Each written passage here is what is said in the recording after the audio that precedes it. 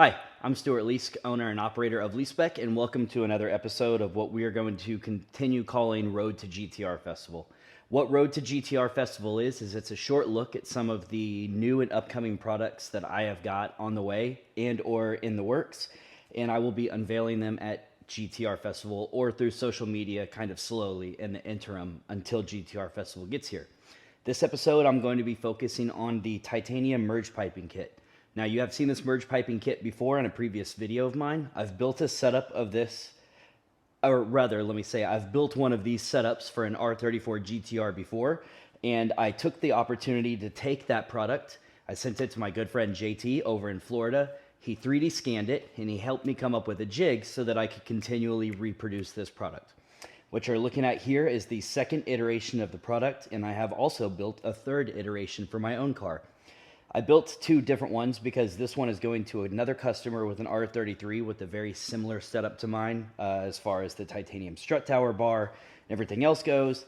He had a pair of intake filters that he wanted to specifically use, and so I went ahead and built this setup for him.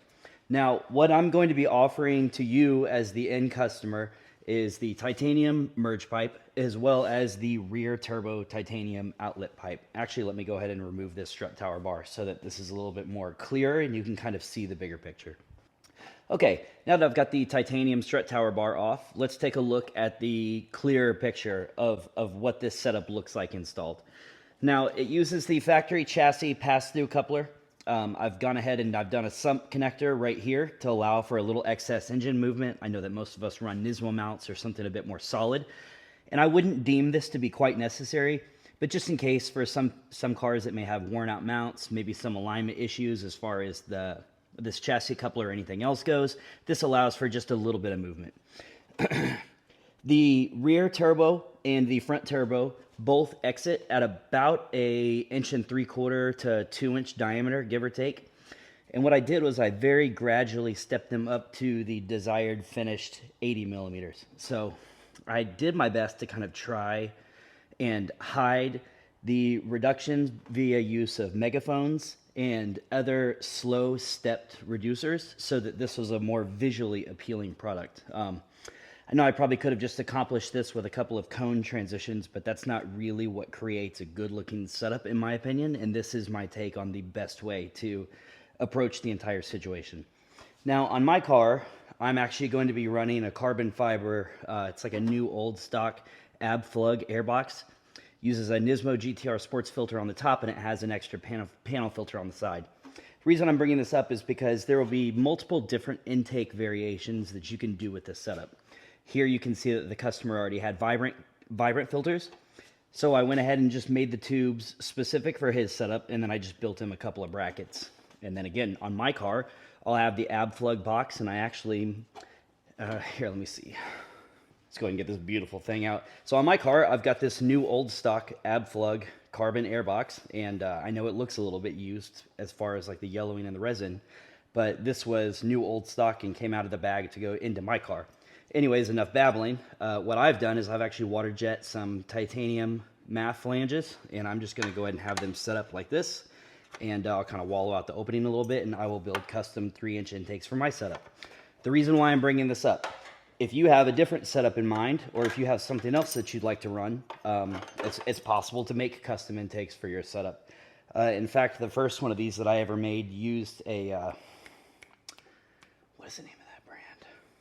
Used, I can't remember the name of the brand, but it's a kidney-shaped carbon airbox, and I will insert the name of it here when it comes to me, which will be in like the middle of the night or sometime that I don't really need to remember it.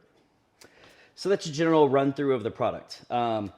Realistically, it's not anything groundbreaking. I do believe that there's a couple of titanium options on the market that exist, just as well as there are carbon fiber options, there are aluminum options, there's a whole plethora of things available.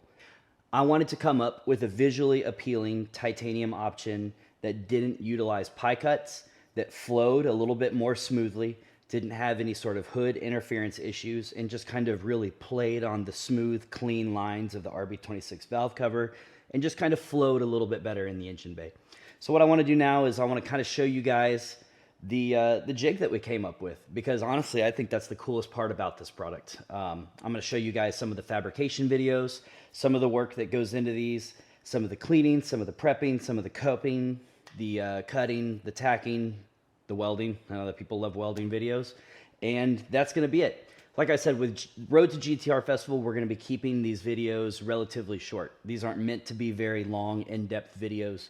These are just kind of a quick run through of the products, what I'm offering, and what's coming up before the festival. And then, of course, if you want to see more in-depth look of this, you can come to the festival and come check out our booth, where my car will be on display. It will have the piping kit as well as many other products that I offer on it, and I will also have a piping kit off the car for you to inspect so you can see the build quality and kind of just get an idea of the craftsmanship, what goes into all of this, what are the advantages to my products. For those that aren't really familiar with it, you can just kind of feel the weight of the titanium and all that good stuff.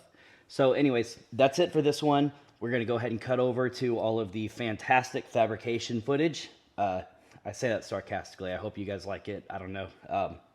Thank you for watching. I will keep these up to date as much as possible.